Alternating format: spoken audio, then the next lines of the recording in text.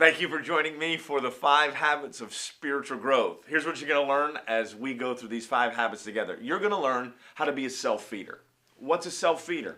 A self-feeder is an individual who takes personal responsibility for their own spiritual growth. There's 3 things I really want you to know, 3 facts about spiritual growth that are vitally important. Number 1, spiritual growth is not automatic. In other words, just because you've given your heart to Christ and made a decision, does not mean that you automatically grow in God. Fact number 2, it's a process.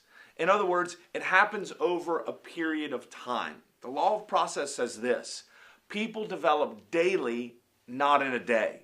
So at the end of our time, it's not like we've waved a magic wand over you and you're automatically fully developed as a spiritual person. It's a continual process. Fact number 3, spiritual growth takes discipline. An unpopular word, but a very important word, that we bring our life under rigorous discipline and make ourselves conform to what God says we are, what we can be, and what we can accomplish. Here's what he says to the Colossians. Here's what Paul says to the Colossians in chapter 3. He says, you have put off the old self with its habits. See, he says, you've done this. This is a discipline that you've adopted. And you have put on the new self. You've put on a brand new life, which God, its creator, God created this new life for us. He's continually renewing in his own image to bring you to a full knowledge of himself. You're an active participant in your own spiritual growth. Spiritual growth isn't something that happens to you. It happens in you and with you as you cooperate with God. So buckle up. Let's take this journey together. Here we go.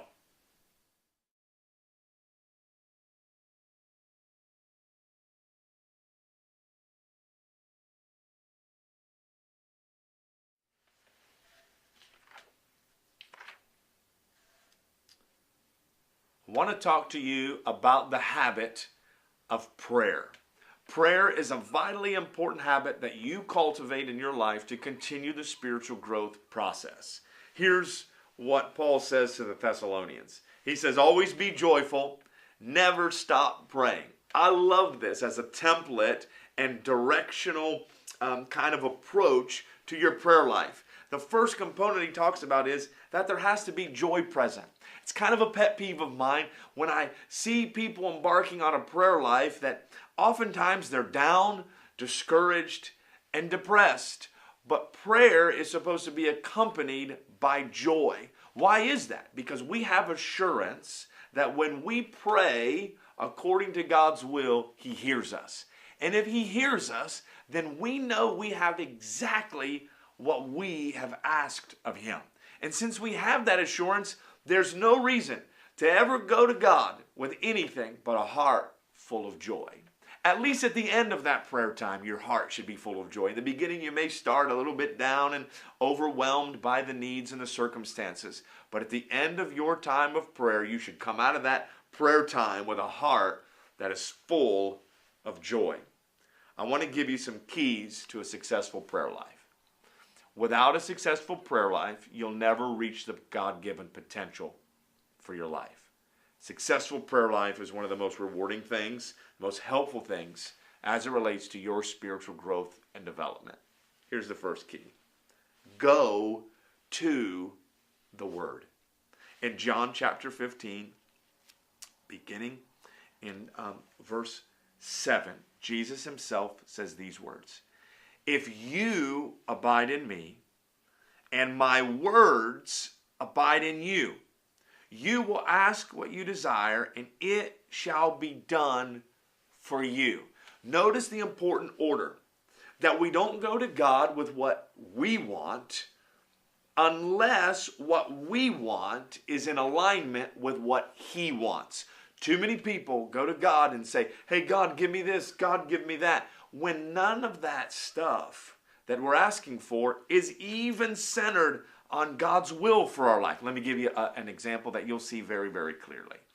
An individual came to me in a counseling session one time and they said, I don't understand why God hasn't answered my prayer.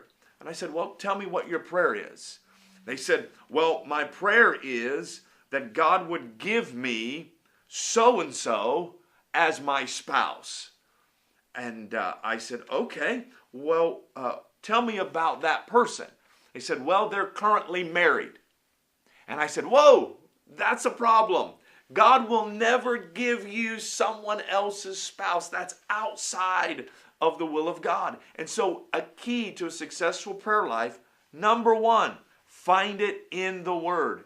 Go to the Word. If it isn't here, you'll never receive it here.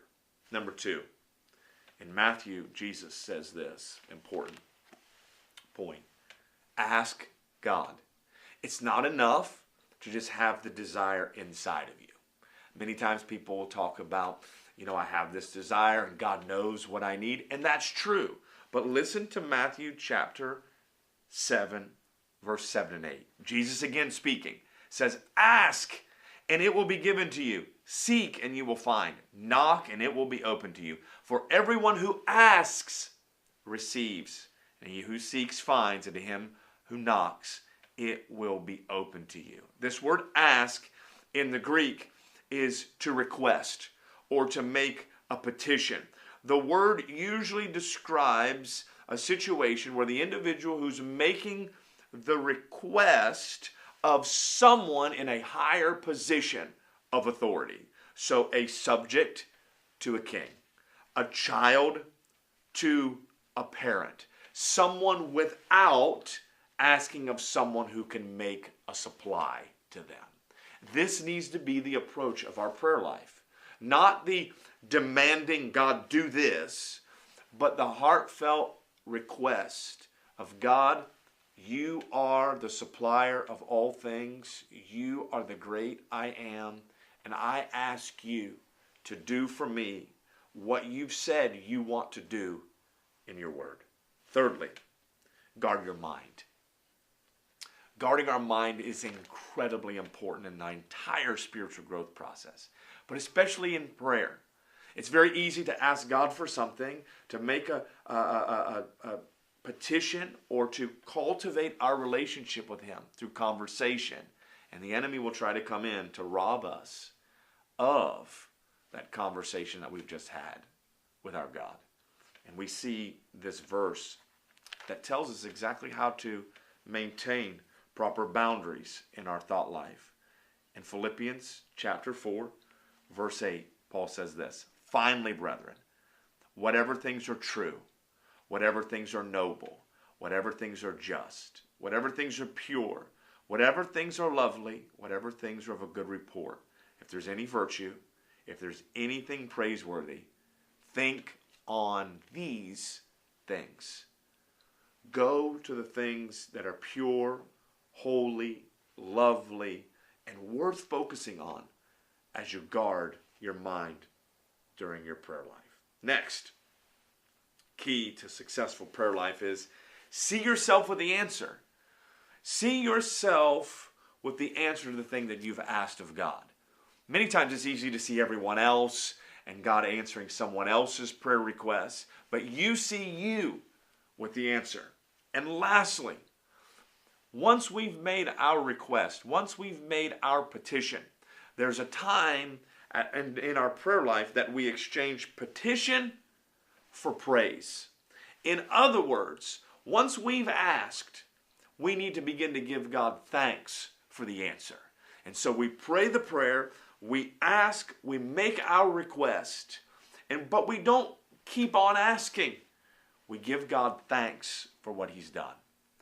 As you embark on this journey, it's vitally important that you apply these keys to growing in your prayer life, to have a successful prayer life, and watch God do the miraculous in your life. Today, before the end of today, pray. Ask God for what you desire that He's promised, and watch Him make good in your life.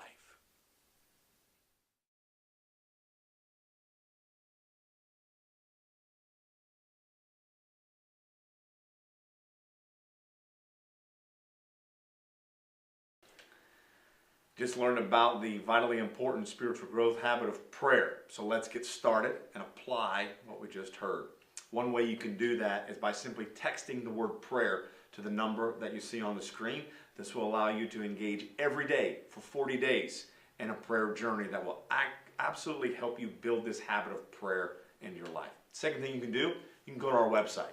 Go to morelifechurch.com/prayer and grow with the resources that are available there. Remember, don't just be a hearer of the word, be a doer.